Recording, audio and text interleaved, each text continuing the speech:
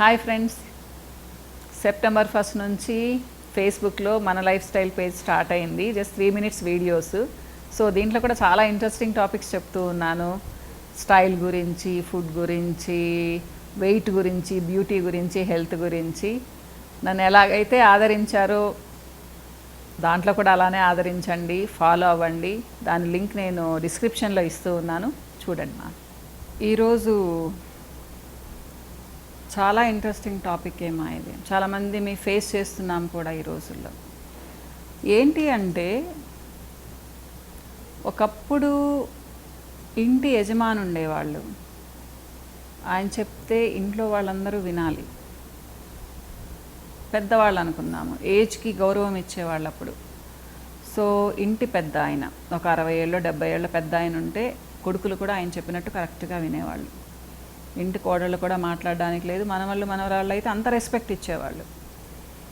తర్వాత తండ్రి సంపాదిస్తున్నప్పుడు మేము, మా తల్లిదండ్రులు, సో ఫాదర్ ఎలా చెప్తే అలా వినాలి.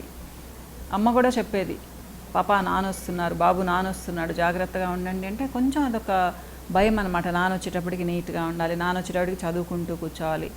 సో నాన్న కోపం వస్తే కష్టం అంటే అంత ఇంపార్టెన్స్ ఇచ్చేవాళ్ళం. ఎందుకు? ఆయన సంపాదిస్తున్నాడు, కుటుంబాన్ని అంతా పోషిస్తున్నాడు. సో ఆయనకు ఆ రెస్పెక్ట్ ఇవ్వాలి, కొంచెం భయభక్తులతో ఉండాలి అనేసి. కానీ ఇప్పుడు జనరేషన్లో ఇది ట్రాష్ అనిపిస్తూ ఉంది. కానీ మనం ఎటు వెళ్తున్నాము అనేది ఆలోచించండి. ఎందుకంటే ఇది కూడా చాలామందిని చూసే మాట్లాడుతున్నాను. నేను మాట్లాడే ప్రతి సబ్జెక్టు నేను గమనించి మీకు చెప్తున్నవే, నా వ్యూలో చెప్తున్నవి. మేబీ చాలామందికి నచ్చకపోవచ్చు, కానీ చాలామందికి నచ్చుతున్నాయి, అందుకే మాట్లాడగలుగుతున్నాను నేను.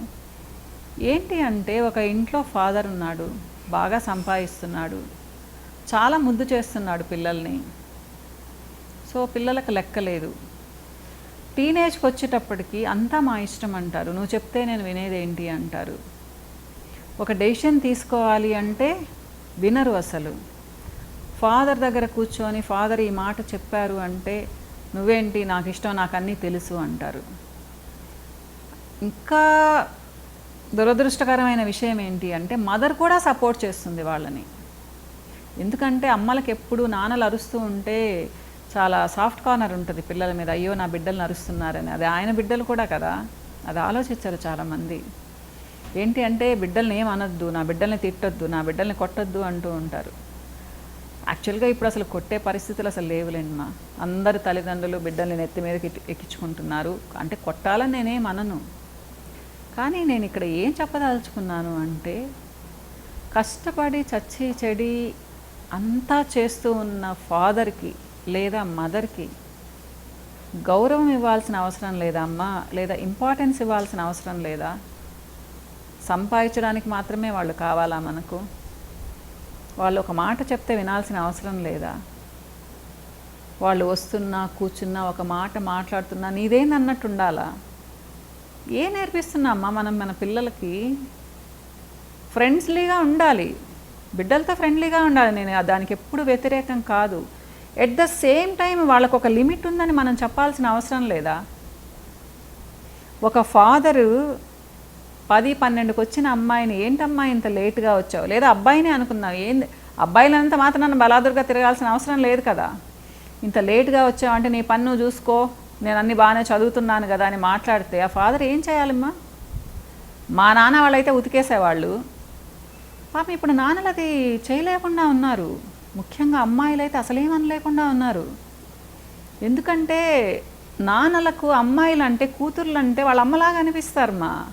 ప్రతి ఫాదర్ అలానే ఆలోచిస్తారు. కొంతమంది బేవార్స్ ఫాదర్లు ఉంటారు, వాళ్ళని వదిలేద్దాం, అలాంటి వాళ్ళ గురించి మనం మాట్లాడుకోవద్దు. కానీ చాలామంది తండ్రులకు కూతురు అంటే అమితమైన ముద్దు.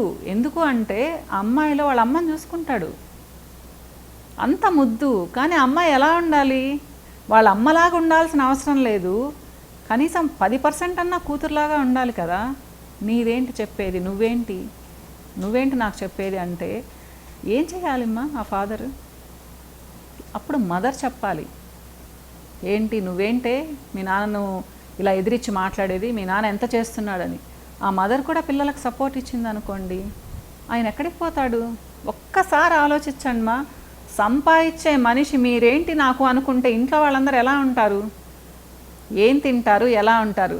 ఆ లగ్జరీస్, కంఫర్ట్స్ అన్నీ ఫాదర్ వల్లనే వస్తుంటే ఆయనకి ఇంత కూడా రికగ్నిషన్ ఇవ్వకుండా, రెస్పెక్ట్ ఇవ్వకుండా ఉంటే ఆయన ఫ్యామిలీని ఎలా ప్రేమించాలి? కానీ దురదృష్టం ఏంటంటే చాలామంది ఫాదర్స్ ప్రేమిస్తూ ఉంటారు, కానీ పాపం అది నిజంగా అమ్మ మగవాళ్ళ గురించి ఇక్కడ చాలా బాధేస్తుంది. ఎందుకంటే వాళ్ళు ఎవరితో చెప్పుకొని కూడా లేరు.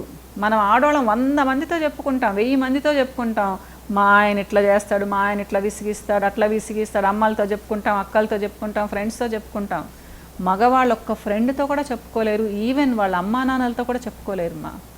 మనం కాదు అది గమనించుకోవాల్సింది భార్యగా ఇంట్లో. కొంతమంది ఉంటారు ఎంత సంపాదించినా తాగి తగలేస్తారు, వేరేగా తగలేస్తారు, కార్డ్స్కి తగలేస్తారు. అలాంటి ఫాదర్స్కి నిజంగానే రెస్పెక్ట్ ఇవ్వాల్సిన అవసరం లేదు. కానీ ఎలాంటి వాడైనా కానీ ఫాదర్ అంటే రెస్పెక్ట్ ఇవ్వాలని అమ్మలు చెప్పాలి. వాడు తాగుబోతైనా ఎవరైనా కానీ, లేకపోతే ఫ్యామిలీస్ నిలబడవు. అంతే కదా, వాడు ఎంత దుర్మార్గుడైనా కానీ అమ్మ మాత్రం ఫాదర్కి రెస్పెక్ట్ ఇవ్వాలనే చెప్పాలి. ఇంకా మంచి ఫాదర్స్ ఉండడం అదృష్టమ్మా. మన సొసైటీలో ఇప్పటికి కూడా మగవాళ్ళు చాలామంది చాలా పద్ధతిగా ఉంటారు. పెళ్ళైన తర్వాత భార్యాబిడ్డలే ప్రపంచంగా ఉంటారు. వాళ్ళల్లో చాలామంది చాలా బాగుంటారు. కానీ కొంతమంది ఏంటి అంటే అమ్మ బిడ్డలు ఒకటైపోయి ఫాదర్ని మాత్రం పక్కన పెట్టేస్తారు. ఇది అమానుషమ్మా కాదా? వాళ్ళు ఎంత బాధపడతారో తెలుసా? మగాళ్ళు కదా ధైర్యంగా ఉంటారు అనుకుంటారేమో, ఈ విషయాలలో ఆడవాళ్ళే ధైర్యంగా ఉంటారు. మగవాళ్ళు చాలా డల్ అయిపోతారు. సూసైడ్ చేసుకునే వాళ్ళు కూడా ఉంటారు మగవాళ్ళల్లో ఈ ఒక్క కారణం వల్ల. సో అనిపిస్తుంది మనం చాలా అడ్వాన్స్ అవుతూ ఉన్నాం ప్రతి దాంట్లో. ప్రతిదీ మనకు లగ్జరీస్ అన్నీ కంఫర్ట్స్ అయిపోయాయి. మనకు ఒకప్పుడు ఊహకు అందనివి కూడా మన ఇంట్లో ఉంచుకుంటున్నాం ఇప్పుడు మనం. కానీ ఇవన్నీ వచ్చేది ఇప్పటికి కూడా ముఖ్యంగా ఫాదర్ వల్లనే. అలాంటి ఫాదర్ని ఎలా చూసుకోవాలమ్మా? మేమైతే మా ఫాదర్ వచ్చేటప్పటికి రెడీగా ఉండేవాళ్ళం. మా ఫాదర్ వస్తే నీట్గా స్నానం చేసి రెడీగా ఉండేవాళ్ళం. చిన్నప్పుడు అయితే చదువుకుంటూ కనిపించేవాళ్ళం. అంతకుముందు కొంచెం అమ్మ దగ్గర అటు ఇటు ఉన్న, నాన్న వచ్చేటప్పటికి వరుసగా కూర్చొని 5-6 మంది ఉండేవాళ్ళం అని చెప్పాను కదా.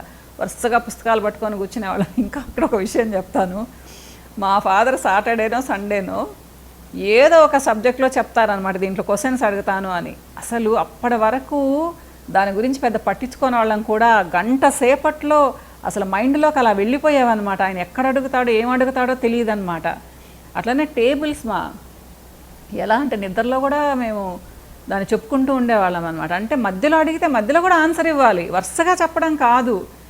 అంటే 16 4 ఎంత అంటే టక్కుమని చెప్పాలన్నమాట. అంత తరోగా ఉండేవాళ్ళం, అంత భయం కూడా. అసలు అది తమాషగా ఉంటుంది ఇప్పుడు అనుకుంటే. అంత ఎందుకు భయపెట్టారు మా నాన్న? నేను అడిగేదాన్ని, ఎందుకు నాన్న మమ్మల్ని అంత భయపెట్టేవాడివి అని చెప్పేసి నవ్వేవాడు నాన్న. కానీ ఒక్కొక్కసారి అనిపిస్తుంది పద్ధతిగా ఉంటారేమో పిల్లలు. నిజమ్మా, మా అమ్మ మా నాన్న ఇద్దరు చాలా స్ట్రిక్ట్. సో అంటే అప్పుడైతే అనిపించేది మా అమ్మ రాక్షసి అనిపించేది. ఎందుకంటే ఉదయం లేస్తే అమ్మే తిడుతుండేదన్నమాట, చాలా అరుస్తుండేది. ముఖ్యంగా నేను అమ్మాయిని కదా, కొంచెం పనులన్నీ నేర్పించింది మా అమ్మ. మాకు ఇంట్లో సర్వెంట్స్ బాగుండేవాళ్ళు. నాన్న ఇంజనీర్ కదా, 3 ఉండేవాళ్ళు. అయినా కానీ అన్ని పనులు నేర్పించింది అమ్మ.